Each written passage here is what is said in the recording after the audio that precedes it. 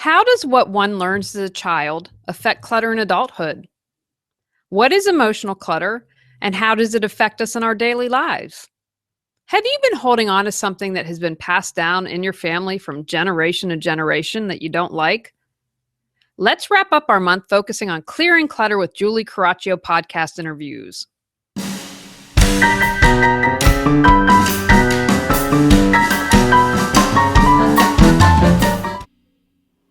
Are you overwhelmed by clutter, looking to organize your life? Do you feel stuck and are ready for a change? Every Tuesday at 1 p.m., join award-winning professional organizer and coach Julie Coraccio on clearing the clutter inside and out as she supports you in navigating the waters of decluttering your life and getting organized. Julie thinks outside the box and examines clutter in all areas: physical, mental, emotional, spiritual, energetic, and more. Ready to live a more joyful and fulfilling life? This month focuses on interviews I've done on other podcasts. Sometimes it takes hearing something in a different way or by asking a different question for that aha moment. Have an aha moment from one of the interviews? I'd love to hear it. This was a really wonderful interview on moving mountains with Sasha Laghonh. You can find her at sashatalks.com. She had done her homework and really asked a lot of great questions. The only edit I did make was deleting music as I didn't have permission to use. All of the opinions I expressed in this interview are mine and mine only. Good evening, everyone. Thank you for joining me on Moving Mountains with Sasha. I'm your host, Sasha Laghonh. This evening, we have a very exciting guest with us. Meet Julie, an award-winning professional organizer and coach who takes a holistic view of clearing clutter and organizing. She's passionate about supporting people to release clutter from all areas of their lives: physical, mental, emotional, spiritual, and energetic. And before I share too much, we will let Julie share the work that she does through reawakenyourbrilliance.com. Welcome, Julie. Hi, thanks so much for having me. I'm excited to be here. So when you pitched the idea, go on. No, you can ask. I was just going to say what really excites me is, and I was very purposeful when naming my business, is when people clear clutter, they can create the life they choose, deserve, and desire, and they reawaken their brilliance, and they can share their gifts with their world. And I want to live in a world where everyone's happy and excited and sharing their gifts. So when you think of the word clutter, what comes to mind? To me, clutter is stuck, stagnant energy. It's anything that's preventing you from moving forward into your life. Was there any event or experience that you went through that made you realize that you wanted to share your abilities to help other people organize their life? Oh, I love that. The truth of the matter was I was working a job for a nonprofit. I worked in development for about 12 years, and what that means is helping raise funds for nonprofits. And the last job I was at was just crazy. It was the most dysfunctional job that I had ever been in. And I thought, well, I don't want to do this anymore, but what could I do? Where are my talents? Where are my gifts? What could I do to support people? And I came up with organizing. I've always been really organized. When my friends would be like, hey, you're kind of uptight, come help us get organized. And I began my business in 2009, and back then I called it Healing Through Organization because I really felt that it could help people heal. And what I found through the process was, and I still help people get organized, but clearing the clutter was the first essential step. And I saw that even if you didn't get organized, if you cleared clutter, that would have a bigger impact. Oh, yes, I really believe that because when I meet people, some people, I guess, have very limited and contained emotional baggage. There's many different types of baggages. And because we do this as a living full-time, I was a little bit curious, where does your attention go when you meet a person? Let's say, hypothetically, you walk into their home or you see their desk or just how they shared their life stories. How do you sense that they have clutter? Well, the physical clutter is obvious, and what I've been able to tune in more is I can tell is the clutter depression related, is it anxiety and overwhelm. The best way I can describe it is that it's just you can feel the energy. because if you do this enough, you get a sense of how it feels. And that's the best way. I know that might be difficult for people. When I talk about energetic clutter, the example that I like to use is if you've walked into a room after people have just had an intense argument, you can literally still feel that hanging in the air. So that's kind of how it is when I go into an environment. It just, there's a certain feel to it. And everyone is different. There are different reasons why people have clutter. It could be that they're afraid of success, or that they're afraid of failure, or they're very creative and think, oh my gosh, if I clear the clutter, then my creativity will disappear, which isn't the case, but it just really varies from person to person.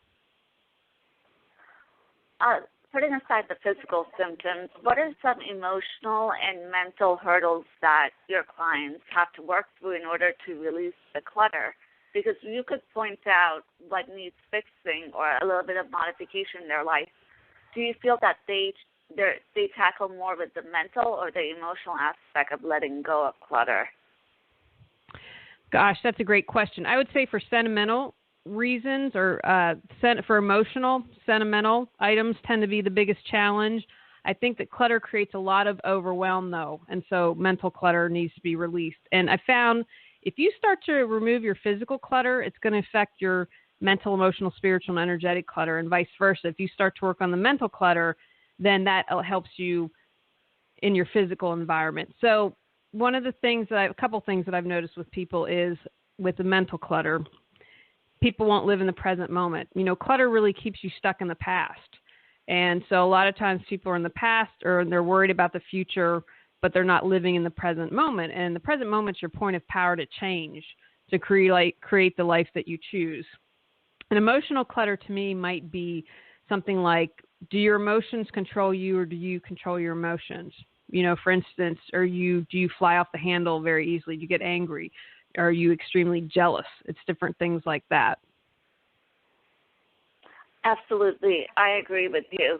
I was a little bit curious how you work with, how young are your clients? Well, the youngest clients I've had, it's funny, I just saw my very first client ever this past weekend, and I'm trying to remember, her son would have been 5, it was probably 8 at the time. And then this past January, at the end of the month, I worked with a family, and their youngest was 6, and the 2 older children were 9 and 10. And I'm a firm believer of helping kids learn to clear clutter and be organized at a very young age, because I think that can only benefit them. If you don't learn these skills as a child, then in your 20s, 30s, 40s, 50s, you know, I've worked with older clients who, I'm thinking of one in particular, who's in her 50s, who has a basement full of her parents' stuff that hasn't been opened in the 20 years that they've died. And if you don't learn those skills, it's much harder later in life to do it. I'm not saying it can't be done. I believe you can always do whatever you set your mind to, but it's more of a challenge as we get set in our ways. So I think, you know, kids can learn really early on. We put our coat where it goes in its home. You know, when we're done with something, we say thank you and have gratitude for it. And if it needs to be let go, or if it needs to be recycled, or someone else can get better use in it, I think those are very important skills to learn early on. Given that example where the boxes haven't been opened up in 20 years, it brings us to the idea of denial. So would you think in that example the client is just in denial of going through memory lane and taking care of what needs to be put away, what needs to be given away? I don't necessarily. No, well, it could be, but I don't want to say that it's not that. I think a lot of times I've found, and I don't know if you found this in your work, sometimes people fear the emotions or what they think it can be, or they can't face it. Again, I think in my mind that's a little different than denial. And, you know, oh my gosh, I've lost my parents. They're not here anymore. And, you know, one thing that I share with my clients is, you know, when someone is deceased and moved on, they'd want you to be happy. And if you don't want what they've left you don't want their items, then release them, because they're not on the other side angry with you. They're at peace now. So release what doesn't serve you. It could be, it's just too overwhelming and too afraid of emotions. If people haven't gone through the process of grieving someone, that could be the reason why. And I found a lot of times, I think this is clearing clutter and getting organized can be very healing. And sometimes people are afraid that they just might be so overwhelmed by their emotions, they fear that more than the emotion itself. Does that make sense? Yes, because there are many different emotions involved, and denial would be a little bit too obvious and it's not always denial. Having said that, when you work with clients, regardless of their age and their life experiences, how do you mitigate console them when they get a little bit too emotional of letting go? They know that they have to declutter their life, but great, how do you walk them through that bridge that it will be okay? Well, there might be a couple things. And again, it's hard when I'm not in the moment with the client. It's much easier because I ask for guidance to trust my higher self to give the guidance that the people need. But it might be like, okay, let's stop for a moment and take a breath. Let's discuss what's coming up for you. How are you feeling? And then taking it through there. You know, I believe we all know what's best for us, and we all have inner wisdom. And I see my role as supporting people and helping bring out their inner wisdom. I can't tell you what's best for you. You know what's best for you. But I see my skill set is supporting people and learning, okay, this is what's best for me. And, you know, I've worked with people where memories of being abused have come up. I mean, there are reasons, you know, clutter can serve, if we have a lot of clutter, as a barrier for protection. So it's very important to not be judgmental, to be prepared for that. Again, will do what I'm qualified for, but I always have a list of referrals if someone needs to go deeper and get support on that. But it might be breathing, checking with the emotions, getting grounded. It could be a variety of things. And it's a process. You know, Rome wasn't built in a day and clutter wasn't created in a day. So it might take longer to release it. But my experience has been when working with people, once you start the process, it becomes easier. And it's like building that muscle. And once you start it, you're able to continue and go further and release more. Surrounded by clutter, tired of the stress it creates, ready to find peace of mind and reduce your anxiety? Our comprehensive How to Declutter Your Life course guides you step by step in how to clear clutter and simplify your life. Each section is 3 months, physical, mental, emotional, and spiritual, and features manageable to-dos. A bonus month on clearing energetic clutter is also included. Choose either workbook or video course. How to Declutter Your Life is designed to build a strong foundation for releasing clutter and continued personal growth. Learn more at reawakenyourbrilliance.com.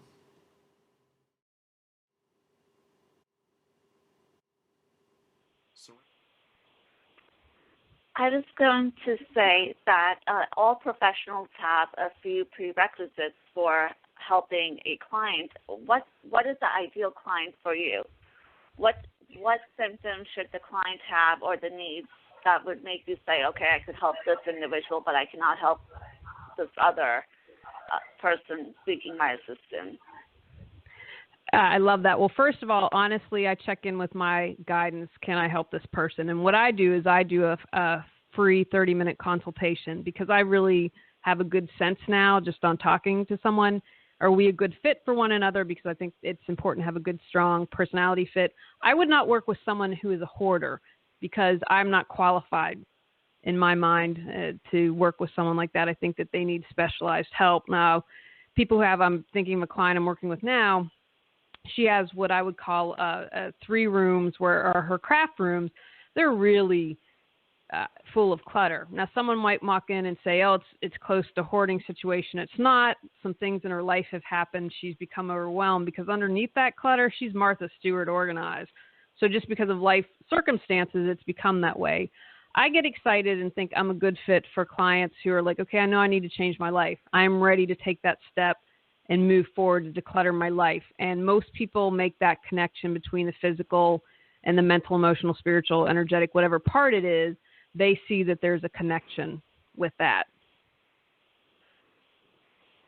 Regarding hoarding, that was what I was a little bit curious of. When you hear about people hoarding or shows that they do on hoarding, I'm left speechless. So with hoarding, it would be considered more of a lifestyle, while you focus more on situational circumstances. I wouldn't even, you know what, I wouldn't call, again, I'm not an expert, I wouldn't call hoarding a lifestyle. To me, it's more there are deep psychological issues going on that I would say are trauma-based. And so I think that you would need a support team. Again, I take a very holistic approach to life, and I'm not a therapist, but I believe that, again, a skill set is listening and not being judgmental and supporting people and bringing out their wisdom. But with hoarding, there are just so many different factors going on, and it would be a challenge for a hoarder to let go of something. It would be much more of a challenge for them than, say, your average person to release things. But I think a lot of times, organizers work with psychologists or therapists to support the hoarder in releasing. And, I'm not a fan of the shows just because I think if they support people, that's fine. But some people, clients have no idea the time that it takes to, and not for a hoarder, like, oh, I didn't realize it would take this much time. You see in 48 minutes, this house that's completely stuffed to the gills, and in an hour it's gone and it looks great. And so they don't see the behind the scenes of teams working for a couple weeks behind the clock or around the clock. And so it gives this false misconception that it doesn't take time. And again, if you spend all these years collecting everything, it's going to take time to go through it and release it. Other than organizing things, how do you teach individuals to, I would say, declutter their emotional and their mental baggage? Because we live in a world of all the technology, our inboxes are full, people are constantly texting, and people become so emotionally engaged in these messages and communications, and they're cluttering themselves even though they don't realize it. So do you work through those type of nuances as well? Oh, absolutely. Again, it really is whatever the client needs, because I found is when we start to work with the physical clutter, other issues will come up, and people are very open and will share what's going on, and then we can address different things. So, for instance, with mental clutter, I'm a huge fan of meditation. I think everyone would benefit from that, but maybe meditation is not their cup of tea. So maybe we will work on breathing skills. And for emotional clutter, I'm a big fan of don't take anything personally. Remember that whatever someone does is about them, but how you respond is about you. So if someone says something on Facebook that really upsets you, say, oh my gosh, thank you. This is an opportunity for me to dig deeper and learn something about myself. Why is it that I'm so upset? Oh, maybe there's a wound here that needs to be healed. And I'm a huge advocate also of unplugging. We spend 24/7 our lives connected, and I don't think that's a good thing. Like, social media is wonderful because at the beginning it connects so many people. I've had the good fortune of meeting people from all over the world via social media that I wouldn't have had an opportunity otherwise. But, here in the U.S., it's political season and people get upset and get nasty and all that. You have the choice to step away from that. And I advocate people doing that. You know what? Get off Facebook for 30 days. It won't kill you, and see how you feel. I don't watch the news anymore. I can't tell you the last time that I watched the news. And I used to watch the news on a regular basis, and it upset me too much, and it bothered me too much. I'm like, okay, I'm going to unplug from that. So, again, it's very individualized, that there are different things that we can do to address whatever mental or emotional clutter is going on. Along your journey as you work with clients, and they come to understand how the physical and the mental clutter has an impact on them, how do you introduce them to spirituality if they don't have any roots in spirituality, or it's a foreign concept to them? Well, I always try to speak in whatever language people feel comfortable with. Majority of my clients are spiritual. I think that they would, if they wouldn't call themselves religious, they would call themselves spiritual. But here's an example of what I would consider spiritual clutter. And again, this is my categorization. Someone might say, oh, that's emotional clutter. But for instance, do you compare yourself? To me, that's spiritual clutter. If you're always comparing yourself to others, you are perfect the way you are. It doesn't mean that there's not room for improvement and you can be a better person. But if you're wasting all your time, oh, I'm heavier than that woman, and I'm not as pretty as that woman, I'm not as smart as that man, then you spin your wheels, you waste you create spiritual clutter on all that junk when you could be using that time to improve yourself. and learn more about yourself. So that's an example of what I consider spiritual clutter. Or finding your passion. Do you know what it is that brings you happiness and joy?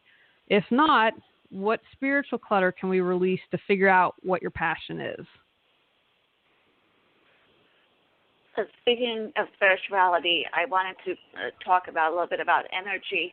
Do you explain people what exactly energy is and how each thing that they hold on to, whether it's a thought or a thing, it just resonates? Good thoughts, negative thoughts, it just starts building up a mountain of something, and they don't want a mountain of clutter. Yeah, so, I will explain it in different terms. Now, I believe everything is energy, and I think probably it's been proven by physics. But, you have to meet people from where they are. And I think the more they do this work, they can understand it. Because, what I'll say to someone is, get in a room that's really cluttered. How does that feel? Or maybe you have a colleague that's got a really cluttered office. Go in that and then go to another room that's clear and clean. You can literally feel the difference in that. And that's just, or other people's energy. I'm a huge fan of energetic clutter. If people might be saying, hey, how are you? But the energy behind their words isn't kindness. It's like throwing darts at you. So being aware of that and trusting your instinct on whatever you're feeling. And, some people are empaths who feel it. And I have a friend that, gets really sick and can do that if she's around someone that's ill, that really pick up other people's energy. But those are just, for me, a few examples of energetic clutter. But, as you mentioned, thoughts, before we create something, it begins as a thought, and that's energy as well. So really monitoring your thoughts. Are you in the present? Are you in the past? Or are you in the future? I used to think, I'm a pretty positive person. And then I started to monitor my thoughts. And I thought, wow, you got some negativity going on there. But I became aware, and awareness is half the battle. Once you have your awareness, then you can do something to change it. You mentioned the key word, awareness, and being mindful, because as you mentioned, there are times where even I come across where people keep on claiming that I'm being positive, I'm doing the right thing, but the words aren't resonating with their energy. It says both of them are at odds, and that's where they need to align, hopefully over time. Now, through your work, you talk about being a CPO of your life, the Chief Possibility Officer. So would you like to share a little bit about that? Sure, because I want you to ask what else is possible. Dream big. Don't limit yourself. We are limitless beings. We, as humans, put limits on ourselves, and we create our reality. If you're in that victim energy, you think life happens to you. That's not reality. You create it. So I want you to become in charge and see you to be your Chief Possibility Officer, because everything's possible. You think it, you can create it. And I think that it's really important to be proactive. Be responsible, take ownership of that, and create what you choose. Don't sit back and let life happen to you passively. I think a lot of people just let life happen to them. They aren't aware. They're just kind of getting by in life, and they're really unhappy. And again, I say this with love. I don't say it with judgment. I say this because if someone listening has that aha moment, that would just thrill me. Possibilities of your life. Absolutely. Being a coach yourself, there are times where I come across clients, or prospective clients, I should be clearer, and they think that because they hire a coach, or let's say even a professional organizer and a coach like yourself, they think that just because they pay you, they're outsourcing their life for you to fix, but they're not going to engage themselves to learn how to maintain the new reawakening. You are 1,000%. Yeah, no, I think I'm so excited that you brought up this point, because I think it's so essential. First of all, I want to say that I work with a coach every month because I have to be the best version of me, and I need to know, how can I be a better Julie? What do I need to do? And not only does she help me become a better person, but she offers me a different perspective. And so, we'll talk about things from an energetic perspective. She said, this client was trying to avoid something with you, and I didn't realize it. So just so people know, I'm constantly working on myself. Here's a great example. I was working with a client, and she was in her 60s, and she lost her husband and became a widow when she was in her 20s and had a few small children. And I learned in the time working with her that you name it, she had tried it, meaning different modalities of healing. But what I discovered was, and it was interesting, and I discovered this through helping her clear clutter, like she could only go so far. And so when it got too painful or it got too much, then she'd try the next best thing. And so she wasn't able to do the deeper work. Again, there's no judgment on that. I believe we're all coming back again and again and again. So we'll just keep being, trying to be the best that we can be. And so I see that. And so eventually, our work had to stop because I couldn't support her. I've also seen people who will work with me and then not do the work and then not wonder when, that their life doesn't change. And with coaching clients, and again, this was a learning experience for me, I now up front is, if you don't do your homework, your life's not going to change. And so I've seen that a little bit. And the other thing, and I don't know if you've seen this, is they want me to be the magic bullet, meaning one session, everything is going to be groovy. And it doesn't work that way. You have to do the work. Again, you know what's best. You have that inner guidance, and I'm there to support you with that. But if you don't take the next steps, you don't take action, then your life's not going to change. Oh my, I got paid a penny for every time I met people who thought that way. They want to come in and they think it's a one-session deal. Now, it's up to them to try out the professional and all, but they need to have a realistic approach that it took time for them to reach the point where they need a little bit of assistance to either improve a part of their life or they want to acquire some new skill. That just as it takes time to get to that point where you reach out to somebody, it also takes time to work with that individual and then move on if you reach your goal. But sometimes people, they think emotionally they're ready to make that change, but when it comes to action, they freeze. I absolutely do. And again, it's very important to me. I check in. Am I able to support this person? Because if I'm not, then I would like to try to refer them to someone else. But I've learned, just to be very clear up front, you need to do the work. And I would say 95% of people do. And the 5% that don't, that's okay. And hopefully they can find someone that can light that spark with them. But like the one client I mentioned earlier, I've seen more than one person who's just afraid. They can't dig deeper. It's just too painful. And so maybe that's not going to happen for them in this lifetime. And that is one of those few situations where I've even encountered where I realized that when they're truly ready, they'll be able to break through that threshold. But no one could make you do something that you're not ready to.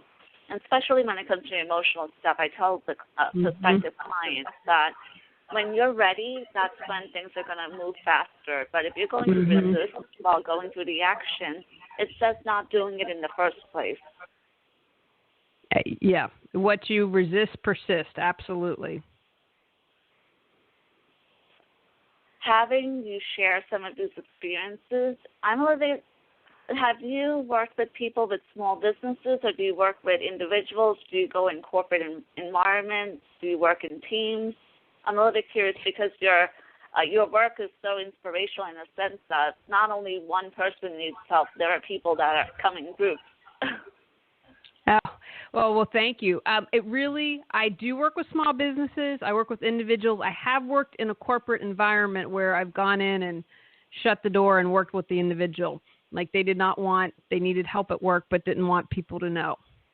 So I would say that a very corporate environment is if it's kind of behind the closed door and I'm working with a client, but they might not want to be quote unquote out with it. I am actually working on something for small business owners because I am an entrepreneur, a solopreneur, and one of the things like I want to address things that have happened in my life, like how do you say no to a client? And knowing, when I first started my business, I'll never forget, someone wanted me to drive 90 minutes away and for someone and hardly pay any money. And I didn't have any clients. And I said no, because I knew, that was setting a boundary. That was saying I am worthy. What I do has worth. And I'm going to say no. And saying no for me was, again, being worthy, owning that and trusting that the clients would come. Because a lot of times, especially, I don't know if you ran into this when you first started your business or working with people, everyone wants to barter, or, how do you handle when people were like, gosh, you're really expensive? Well, that's something that, especially if as entrepreneurs or small business owners, we're sensitive, or we have the spiritual side. I think there is a tendency to want to give, and not take care of ourselves. So I think that that's something that's really important as well, and that we need to remember as small business owners. So yes, I do work with all types. I love it. When I see that aha moment from people, or I see a connection, or I get an email saying, oh my gosh, my relationship with my husband has improved because we cleared the dining room and we can eat dinner and he's happy now. That's what it's like, yes. Small things go a long way. And for example, in my own line of work, while I'm working with people, I also find it therapeutic in some ways where I learn things about myself. Do you find your own work to be therapeutic in the sense that where you have those epiphanies in your own life? Oh, most definitely. Really, I learn from everyone or anyone that I work with, because I believe we're mirrors for each other. And so whatever is coming up for someone, you match that, I believe, at some level. And so it just gives me an opportunity to say, okay, what is it that's still in me that's related to this that can be healed? I so believe in being aware. And I'm not aware 100% of the time, and I'm not perfect, but because I do it enough, because I am choosing to be better, I'm more likely to not miss stuff. And, one thing I've been working on is victim energy. Like, for the love of God, how much victim energy can one person have? Because it's something that I've been working on. But now it's like the subtleness. Where do I feel like a victim? But again, I'm in gratitude for that, because I'm like, okay, if I can recognize it, I can release it and let it go, and I can become aware, and then I'm done with it. And then we'll get to a deeper level to release that. And so I believe that all my clients are gifts for me, because not only do I learn about myself, I learn how to be a better person. I learn how to be a better coach. I learn how to be a better organizer. I learn from everyone. And, one of the things that I love is, I mentioned earlier, checking, okay, is this someone that I am able to support? Am I a good match? Can I help them? And I like everyone I work with. And if I'm not a good match, or I don't think it's a good personality fit, I can say no. And that's a gift, because I want to enjoy people I work with. And, before, every time when I had just a regular 9-to-5 job, I didn't get to choose who I could work with. And I, worked with some really challenging people, and I don't have to deal with that now. Surrounded by clutter, tired of the stress it creates, ready to find peace of mind and reduce your anxiety? Our comprehensive How to Declutter Your Life course guides you step by step in how to clear clutter and simplify your life. Each section is 3 months: physical, mental, emotional, and spiritual, and features manageable to-dos. A bonus month on clearing energetic clutter is also included. Choose either workbook or video course. How to Declutter Your Life is designed to build a strong foundation for releasing clutter and continued personal growth. Learn more at reawakenyourbrilliance.com.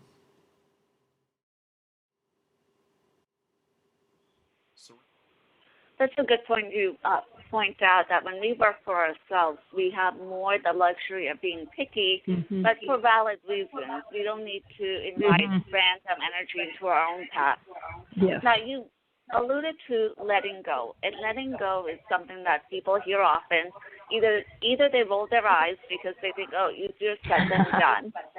What are some ways that you incorporate the idea of letting go, which has helped you and could possibly help the rest of us in the audience? Great question. I like to sing that. My niece is like that Frozen thing, although I think probably most parents out there would scream, so I won't sing Let It Go. I believe being in the present moment really helps you, because if you're ruminating on the past, you haven't let it go. If you're ruminating on the future, or you're anxious about something, you haven't let go of worry. So I think that being present is really powerful. I am a huge fan of gratitude and having a daily gratitude practice. I actually, on my personal Facebook page, which is public, I am doing every day this year a daily gratitude. And today it was like, I'm grateful that I got 2 naps yesterday. I've been exhausted. I was able to hang out and nap. When you can't have two thoughts going on at the same time. So if you're having trouble letting go, come into gratitude. I don't want to let this go. I spent so much money on it. Okay, come into gratitude. Okay, I'm grateful that I had the money to spend on that. And so I think a regular gratitude practice helps you let go of all your clutter in any form. So I think that that's really important. I would say if we're working on releasing a physical item, I'd ask you, what's it costing you? Is it preventing you from taking a class because you have so much stuff in your space? Is it preventing you from starting a new relationship? I've had clients who've been too embarrassed to have anyone over to their home, so their relationships have suffered. So what is it preventing you? If you're having trouble letting go, again, of a physical thing, then I would say, who could get better use out of that? And, when we do things, when I give, I get more benefit than the recipient because I feel great. I'm like, oh, I'm doing something that's supporting someone else, and I feel fantastic. So those are a couple things. I'm a huge fan, besides of meditating, because, that calms our mind. That allows us to get clarity. Breathing. If you're having trouble letting go, start to breathe. Just in and out, calming down. Once you do that, I found when you're really centered and listening to your internal wisdom, I believe it's easier for you to let things go. And if you can't, here's an example. I was really angry with someone for quite some time.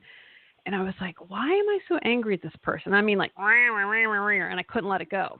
And it went on way too long. And so, as I've mentioned, I like to dig deeper.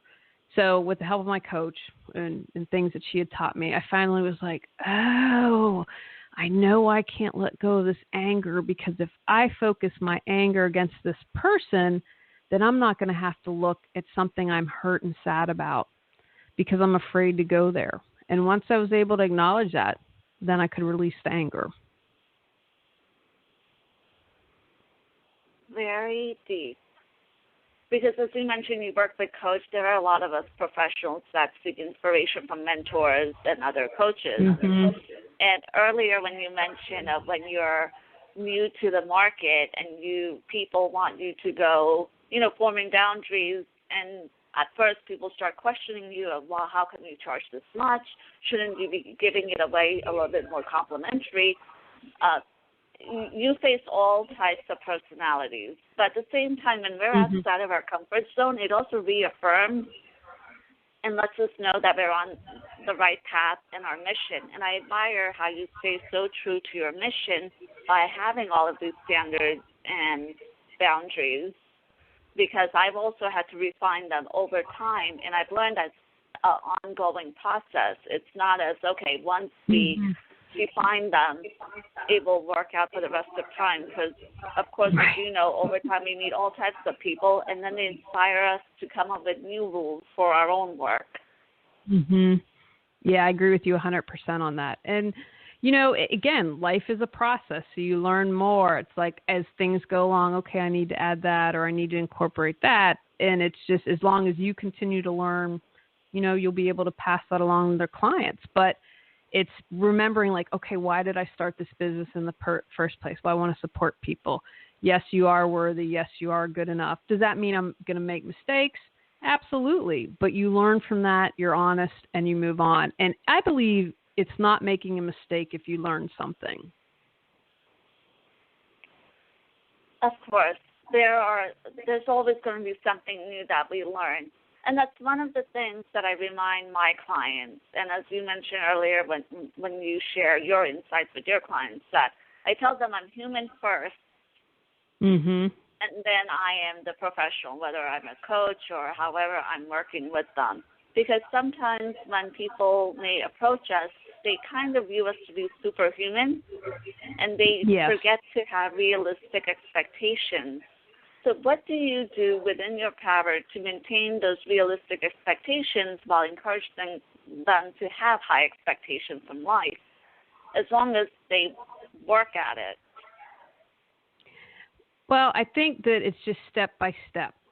And, the example I use, so I had to have unexpected surgery this past fall. And I'm here in my office as I speak with you, and so we have a game table.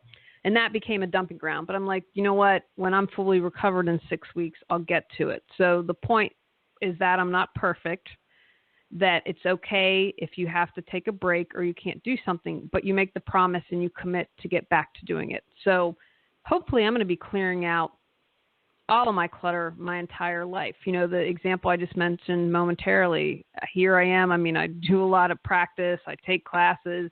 And I was angry at someone for a year and had to figure out, okay, this is what it's about. This is what's going on. And so, start small, but if you take that first step, then you can build on that first step. And, not to forget to have fun along the way. We don't always have to be these serious students and always working to be perfect and always blah, blah, blah. Life's not about that. We're about having joy and experiencing pleasure and enjoying that. And so just remembering that too, have fun with it and taking that first step and knowing, okay, as long as I'm doing something, then it's going to be okay. And again, the more that you do something, the more strong you become. I mentioned feeling like a victim. Because I've become so aware of that, I can spot it more easily. Or when it becomes more subtle, that's what that is. But then I can release it and move forward. Being self-aware really helps us in our path. With all of the clutter, we focused on things and ideas and mindset. Excuse me. I was wondering if you worked with clients where you made them aware that there are clutter in the form of people who are energy vampires. What have they done about that? Oh gosh, yes. I'm so glad that you brought that up. I created a How to Declutter Your Life course, and one of the modules is examining your relationship. So energy vampires are a great example, but it could also be, here's an example of someone I had in my life. And I got married later in life. It'll be 3 years this fall. And so when I posted on Facebook, it was one of those things, we got married 11 months from our first date. We just knew pretty quickly on that this was it. And so I had a friend. I'd been friends with her since junior high. And the only person who wrote something negative when I announced my engagement, I'm like, I'm done. And I didn't make a big scene about it. But I thought, you know what? This has been going on for 30 years, being jealous or whatever it is, and I'm finished. So people who are jealous or like that make unkind comments when you are celebrating something, or people who never support you or are always taking from you or never giving.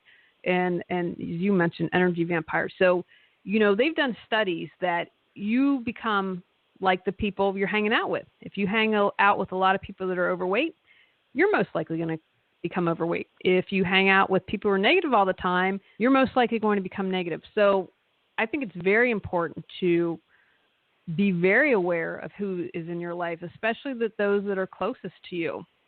And I just was interviewed about on a podcast about how you can bring in clutter with your intimate relationships. And so I think absolutely, I'm so thrilled that you brought that up, because they create not great relationships can create clutter for us in many ways.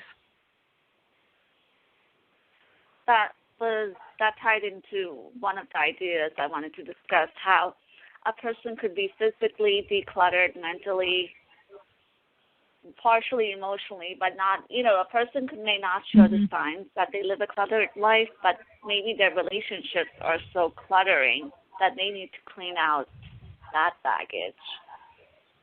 Oh, absolutely. Like, if you don't think you have worth, then you're probably going to attract people who agree with you in your relationships, and then you're going to be in very unloving, unhealthy relationships. And, it's interesting. One of the things I observed a lot of relationships, because I didn't find my husband until later in life, and kind of learned what not to do and what was okay. And, I'm observing a relationship now of someone I know, and I'm thinking, probably most people would say it's healthy, but from my observation, it's not. Like, you had all these activities and you meet your boyfriend and you quit everything.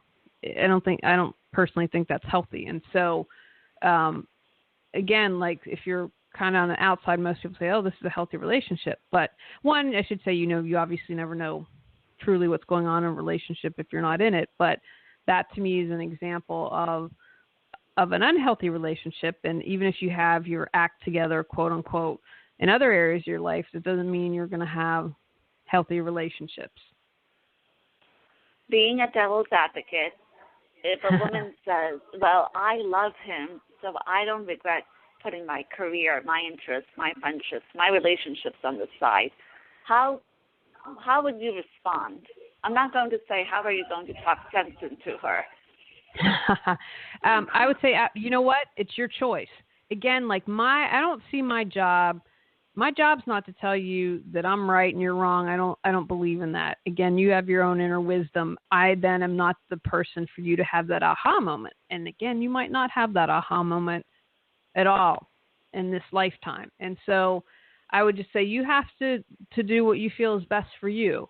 At the beginning, if it was an abusive relationship or something caused me concern, then I would probably end working with the client, because that would be very difficult for me to see. I don't feel like I would be able to support them, and then I don't think that would be fair to them, and it wouldn't be fair to me as well. And then I would have suggestions, here are some other people that might be a better fit to you to work with, because I'm very passionate about being green, but I don't force people to do that. Again, my kind of take this to the perspective, okay, here's information.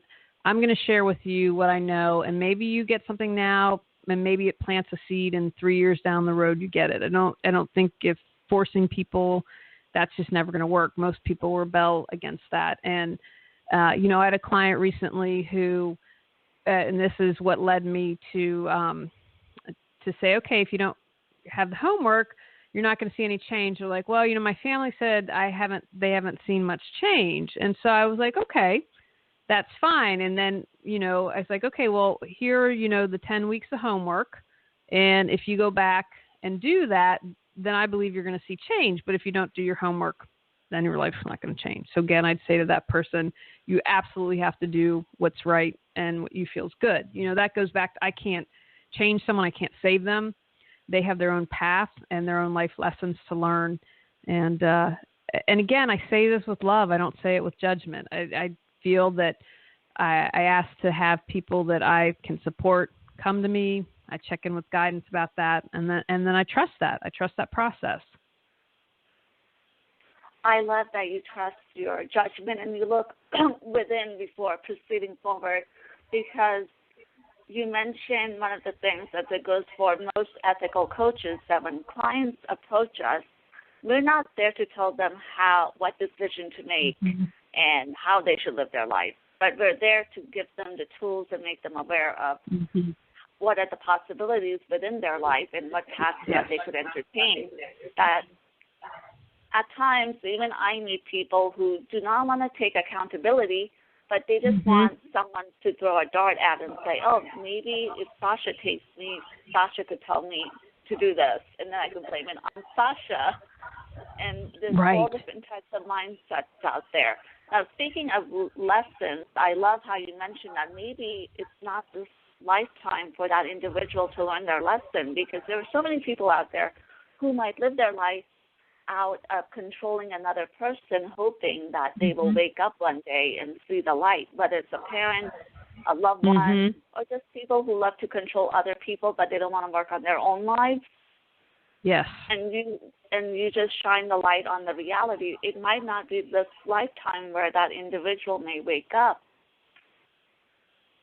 Right. And you have to accept that. And, I'm thinking of someone that is in my family, and I had to get to the point like, you know what, I can't live their life. I can't change them. And that's okay. I can love them, though. I can love them fiercely. And if they come and, hey, I need some help or advice, then I'm there. But otherwise, I can't control it. I can't make them change. I can't make them want to, quote unquote, be better. They have to come to the decision to do that. And again, it's okay. It really is okay. Because you know what? I have enough stuff to work on to keep me busy for several lifetimes. I think you won't be the only one. I'll join you on that. Surrounded by clutter, tired of the stress it creates, ready to find peace of mind and reduce your anxiety? Our comprehensive How to Declutter Your Life course guides you step by step in how to clear clutter and simplify your life. Each section is 3 months: physical, mental, emotional, and spiritual, and features manageable to-dos. A bonus month on clearing energetic clutter is also included. Choose either workbook or video course. How to Declutter Your Life is designed to build a strong foundation for releasing clutter and continued personal growth. Learn more at reawakenyourbrilliance.com.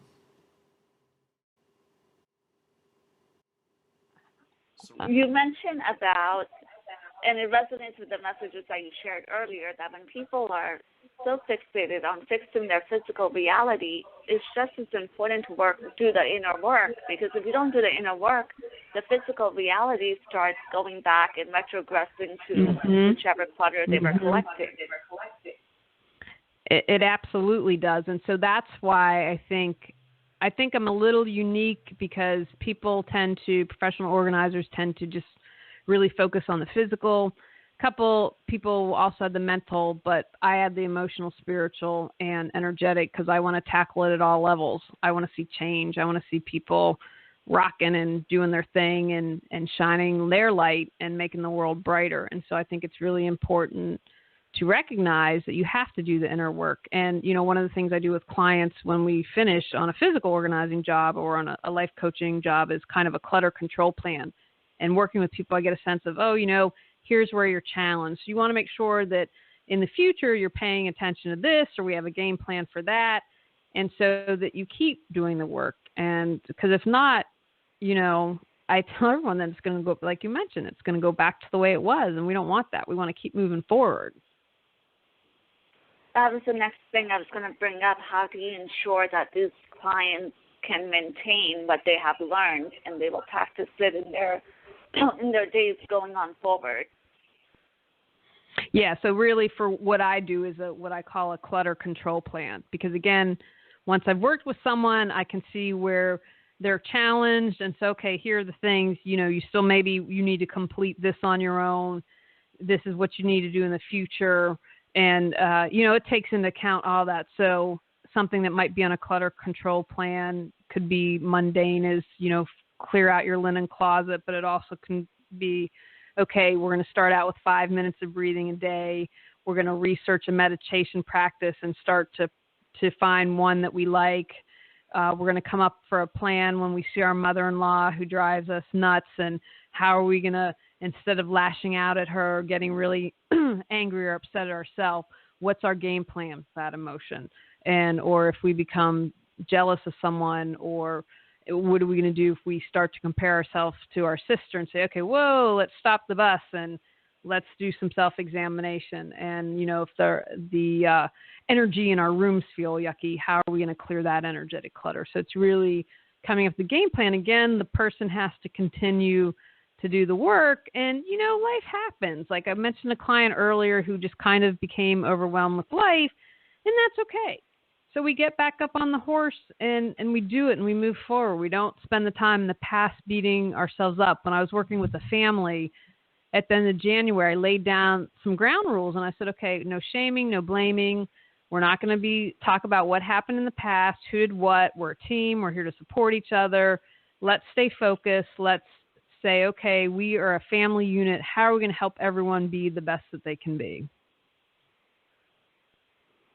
I like how you have people omit the idea of blaming, because the moment people start thinking of blaming, they start thinking of a person or event, and they fixate so much that they don't see what is in front of them. And blaming may not exactly be an emotion, also an action.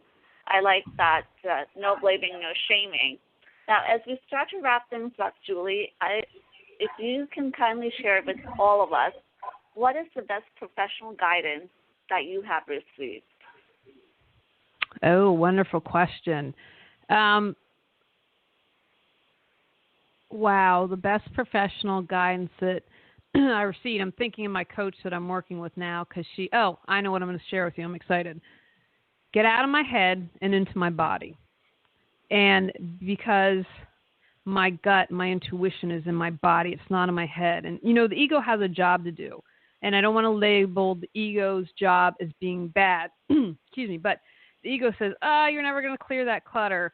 Oh, you're never going to be worthy. You're never going to be good enough. That's all junky junk coming from the ego. And so getting out of the head and in the body. Okay, breathe deep.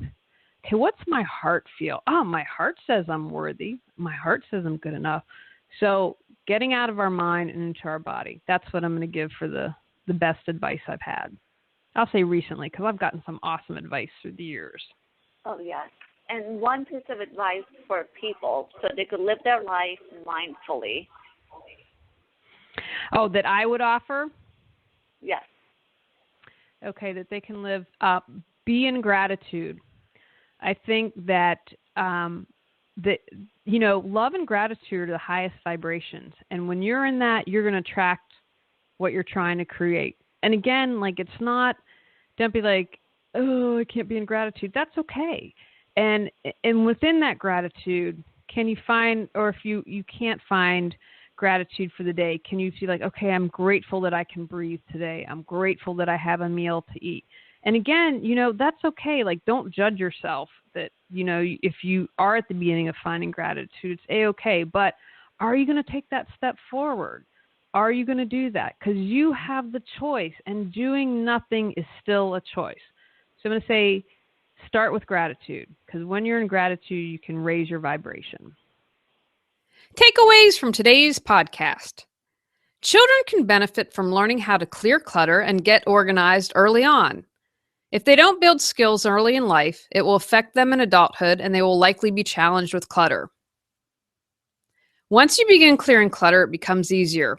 Like anything, you can build your decluttering muscle. Understand that it takes time to clear your clutter. It won't be gone in an hour.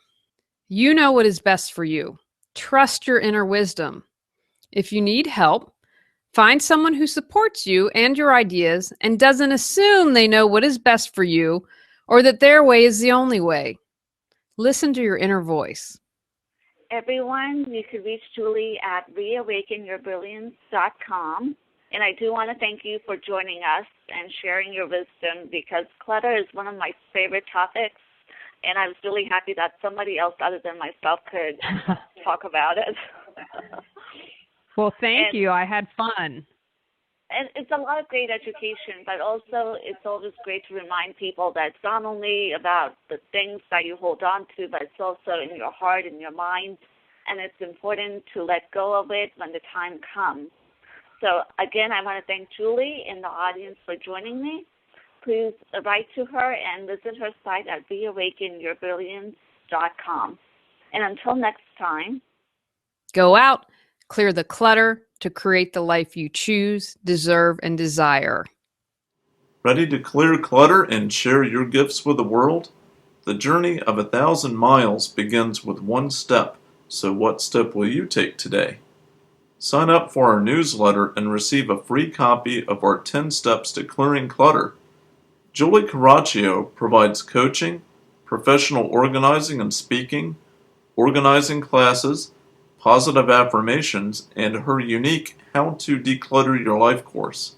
Learn more at reawakenyourbrilliance.com. Subscribe to Clearing the Clutter Inside and Out and join us next Tuesday at 1 p.m.